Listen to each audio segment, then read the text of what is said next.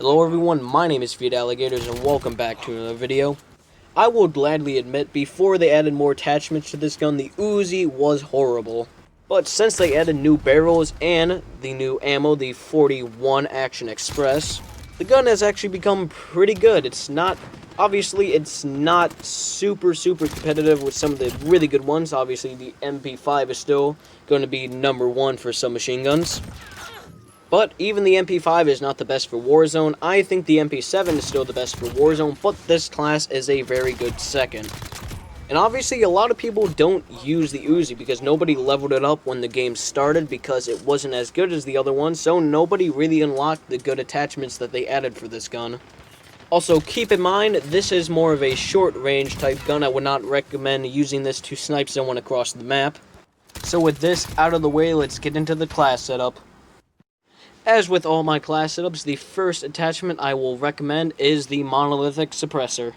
Not only does it give you sound suppression, but it also gives you better damage range with a slight cost to ADS speed that isn't really that noticeable.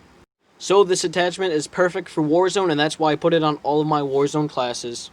The next attachment we have is one they added after the fact that the game had been released for a couple of months and the UZI was already long gone. It is the FSS Carbine Pro Barrel. Now this gives you better damage range and some recoil control at the cost of slowing down your ADS speed. It's noticeable, but it's not very apparent. Now this gun on its own has a very fast ADS speed, so all these attachments that slow it down, it's not very noticeable when you play with this gun. The next attachment is a sight, and because this is a close quarters type gun, but you can also use it at medium range, I always put the APX5 as kind of a medium type sight. You can put on any reflex sight you want, the GI or the operator reflex sight, or maybe even the VLK Rogue or like any other sight that's bigger than the APX5. It all depends on what you're going to use this gun for. The next attachment is the 41 32 round magazine AE rounds. This was a massive game changer for this gun because it gives you better damage and range. So it is a necessity.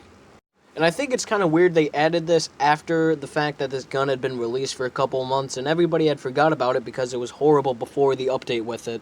And last but not least, we have the Merc foregrip. This is to help with recoil control because this gun does not have a lot of side-to-side recoil, but more up and down type recoil.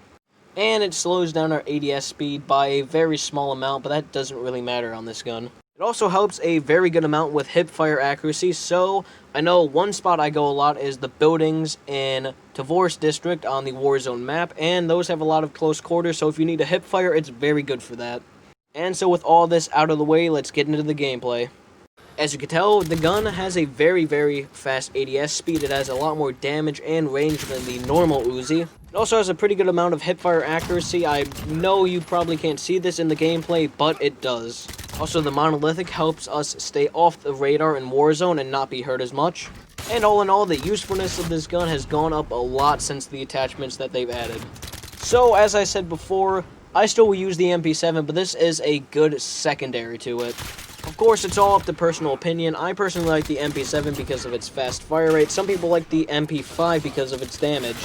And there's the people who like the PP Bison just because of the magazine capacity. It all depends on your preference, but regardless, this is still a very good gun.